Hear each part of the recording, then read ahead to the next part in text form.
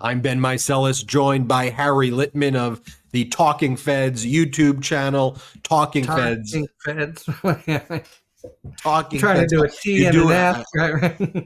Right? I like the hand signals right there. What I want to talk about, Harry, is this new report that came out about Donald Trump storming out of his behavior at the depositions, storming out, throwing papers when he found out during a deposition with Roberta Kaplan, E. Jean Carroll's lawyer, in another case where she was representing plaintiffs who were suing Donald Trump. Donald Trump found out that Alina Habba had offered to provide kind of complimentary lunch to everybody who was there, which is kind of I don't standard want to interrupt. I practice. think reciprocated. This is so common. I'm not sure she offered. She said, "Okay." Like, what's she going to say? No, you give us lunch, and yeah. But that's right.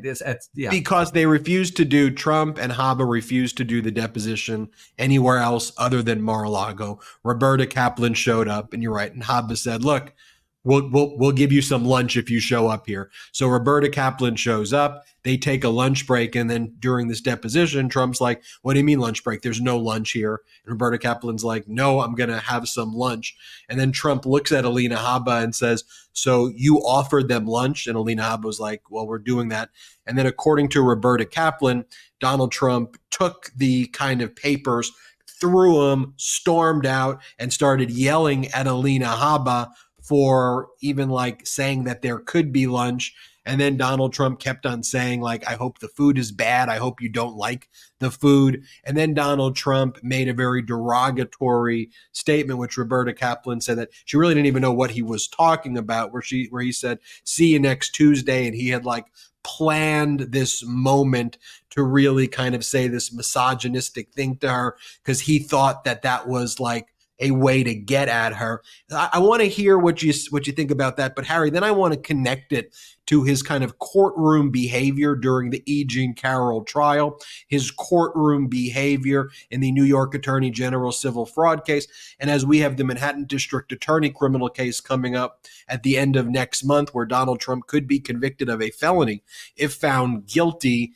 If he's engaging in those antics in a criminal case, it's kind of like escalating conduct that is going to, people saying, "Oh, I'm just waiting for the judge to throw the book." And I'm like, we're kind of escalating and getting there. So what do you make of all of this, Harry? Yeah, and by the way, Ben, I think that's really the right question to tie them together. And just a little point, on the he totally like acts like a madman, which he is.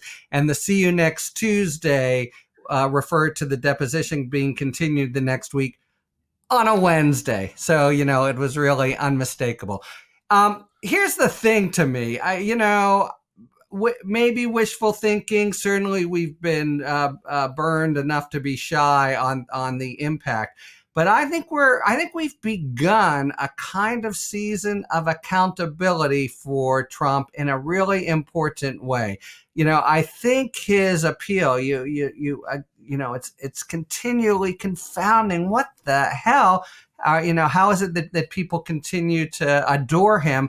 And I think it really does have to do with some kind of like fantasy image of a guy who does whatever he wants and gets away with it. So when you see Trump like that, totally thrown and upset, a little bit before it might have played with, there he goes, doing his will, etc.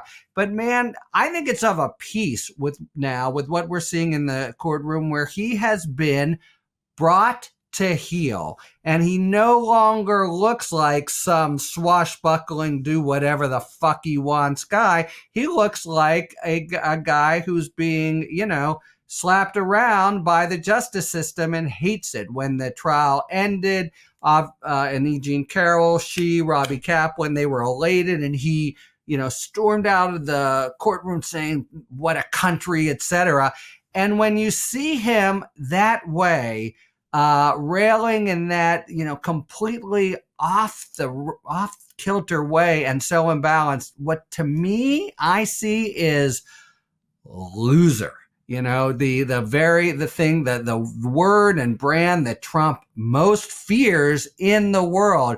He looks like not just a punk, but a punk who's lost and been, put into the corner without his dinner, which is what he deserves to be. And that's why I think this behavior, now it's right to tie it to these trials, because I think in these trials as well, it's not just the jury's response, but at least in the E. Jean Carroll case, Judge Kaplan put on a clinic of how to control Trump. And we've talked about this before, but the main thing is you set these ground rules in advance, and when his lawyer or he try to pull stunts, Robbie Kaplan can say objection, and Louis Kaplan can say sustain, and can say to her, if necessary, in front of the jury, sit down or you're going to face contempt. So I think this big trial is coming up, right? It's a criminal trial, and it's typically a very hard problem for judges because Trump actually wants, I think, or has wanted. Great. I remember what he said to, I guess it's Engoron. I'd love it. Go ahead, do it. But if he's handled right, he doesn't want it. It can really affect his legal fortunes and just, again, make him look like, instead of the head of the head of the class, instead look like just a loser going on and on, all red in the face. So now we come to Judge Merchant, who's, you're right, I think with all the delays, we do have a trial on the horizon. It's scheduled for March 25th. It might well start March 25th. But there's now a template for how to try to control him. There are tools, even in a criminal case. You can make him sit outside, and I think the courts are now unafraid. And I also think, by the way, the courts of appeals, they're sympathetic. They understand what the trial court's problems are. Man, he's daring them because nobody wants to be the person who puts Trump in jail.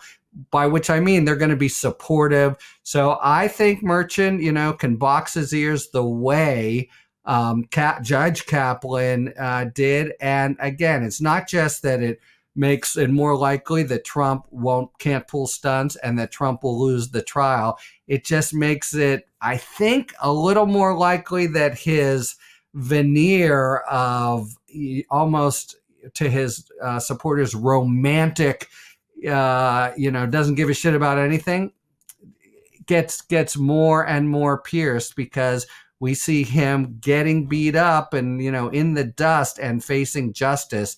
And that's politically a really important development. No, Harry, I think you raise a great point there. And what it shows is, when Trump's in this environment where admissible evidence matters, where you have to follow rules and the media isn't giving him like this boost where it's just fair. It's just what the facts are. He crumbles. I mean, he looks like a loser. And, I'll gear this back to law in a moment. I just want to make this observation that, when Donald Trump spoke unfettered, unfiltered after New Hampshire, the way he was going after Nikki Haley like that, and just how he looked and he was sweating and he was, talking about revenge and her dress. Like, that's how Trump looks in the courtroom, not when he's positioned there next to Maria Bartiromo or Hannity and they're giving him these softballs. He's still answering those questions horrifically, and Fox is, editing those clips and trying to make it look a certain way. But like in the courtroom, what the jury is being instructed on, what his behavior is like there, that is what is being watched. That's what is being observed.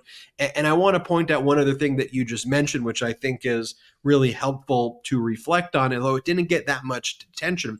When the full panel, when all of the DC Circuit Court of Appeals judges voted that none of them, zero, the conservative ones, the Trumpers, the other Republican appointees, and the Democratic appointees all said, we don't want to hear anything about this gag order. Not one voted to have this en banc, hearing when Trump wanted a review of the 3-judge panel's order. You and I talked about it, but I think that sent a more powerful message. Like, this person does need to be gagged. and we are, we are good with this. And we haven't seen Donald Trump even appeal that to the Supreme Court because I think he knows he's going to lose that. So I think that DC Circuit Court of Appeals order that didn't get much attention, I think that's resonating too across the courts across the country. And there's a whole body of case law now, how you deal with this wannabe authoritarian who wants to destroy the judicial system. It's such a unique concept that there's a whole precedent around that right now. Never thought that we'd be here, Harry, but here we are. I mean, it's a really good point. The sort of, as a lawyer, the kind of astonished, I feel like a fuddy-duddy, reading like a 19th century novel where he doesn't call, oh my God. But I don't think people understand, anyone who's been to Courtroom does, the guy didn't stand when the jury came in. The guy left before the jury did. What an asshole. It is so like beyond the pale.